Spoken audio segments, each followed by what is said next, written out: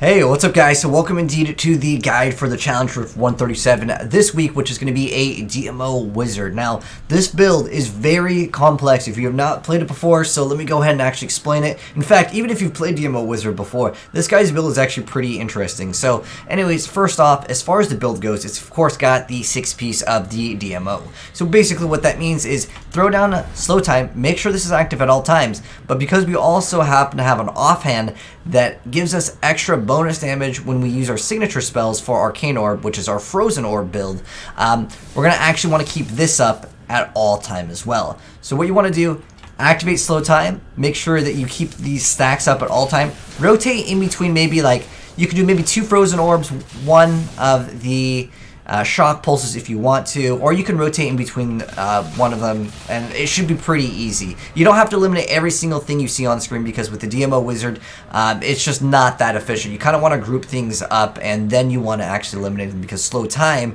is going to be how you're going to be dealing your damage. So we're getting bonus damage with slow time as well as taking less damage as long as we have this little buff up. So make sure that's up the whole time. We've also got a unstable scepter, so that's bonus damage of Arcane Orb, and then we've also got the endless walk set, so more damage and damage reduction.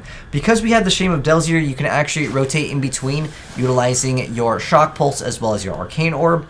The Black Hole isn't really necessary to activate at all, in fact, but you do want to keep up Storm Armor 100% of the time. And then you do have Explosive Blast, which normally it's not really used at all in this build. It's usually some type of mobility like Teleport. But you do have the Orb of Infinite Depth inside the cube, so you can get bonus damage and take less damage if you want to go ahead and utilize it. Again, don't worry about that too much. You have a Illusory Boot, so you can ignore Unit Collision and the Halo of Karini. But I'll mouse over all of the pieces of gear. There's not anything that's particularly important to mention, other than, of course, the Unstable Scepter. Obviously, it's a DMO set, so you're going to want 6 pieces of that, and it already has that. And then you have the bonus damage when you activate your signature spells. In addition to that, this is what we have as far as our build goes. There's nothing really important to mention here, other than with Power Hunger, you're going to be dealing more damage to enemies that are further away than 30 yards. So if you can, try to attack at a farther range. But it really doesn't matter too much. Anyways, now that we've explained the build, let's go ahead and kind of show off some gameplay real quick. So again, slow time, activate, make sure this is going to try to stay at 3 as much as you possibly can. It's not like super important to maintain at 3 at all times, but you need at least like 1 to 2 just so you can actually have enough damage. But the build has enough damage, it's very tanky. But anyways, let's go ahead and hop right into the guide for it. But I do want to go ahead and mention that we are competing against my time, so if we are running really low on time, don't worry. It's because I'm competing against my time, which at the time of doing it, I was ranked 15. We'll see what we end up ranking here. But once again, make sure you keep up all these buffs up.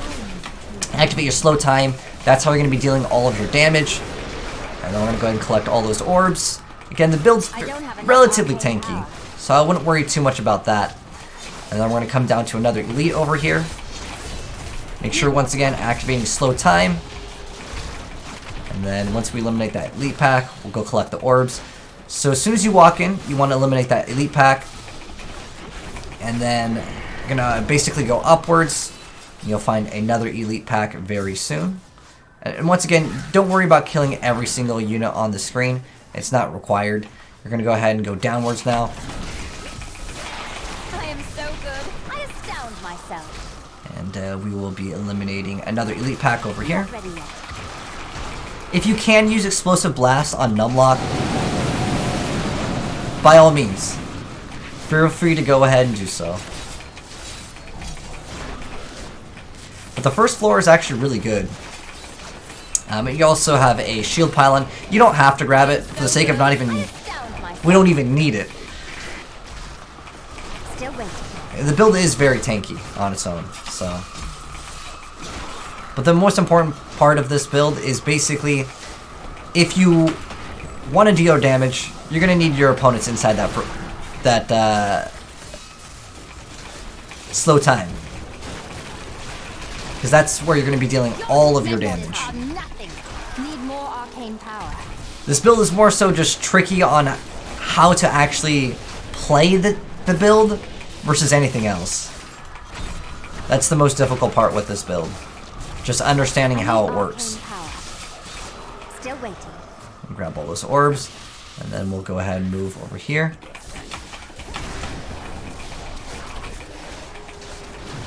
on the next level.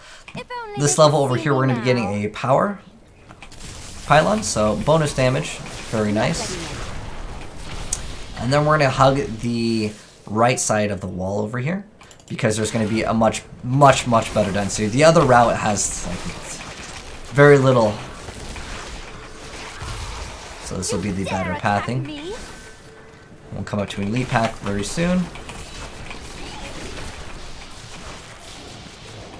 Very easy to eliminate. Make sure again you're just keeping up those stacks. That's the important part with this build. Need more time.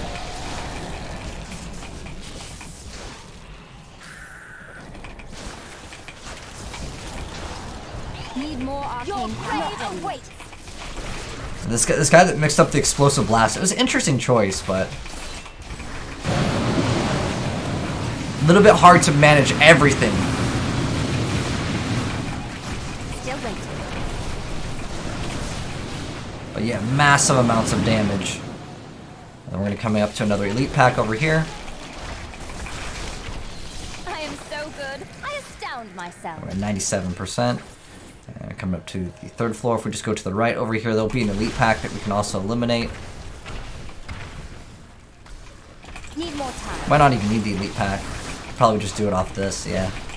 But if you go downward a little bit more, there is indeed another elite pack. Go ahead and activate slow time. Need arcane power. And we'll get the boss down. And there it is. And again, I was competing against my own time, so if it's a little bit, it seemed like it was a little bit rushed for time, you'll have another like minute or two over here. In fact, let's see what the leaderboard is. I'm sure that this one is going to have a lot less players.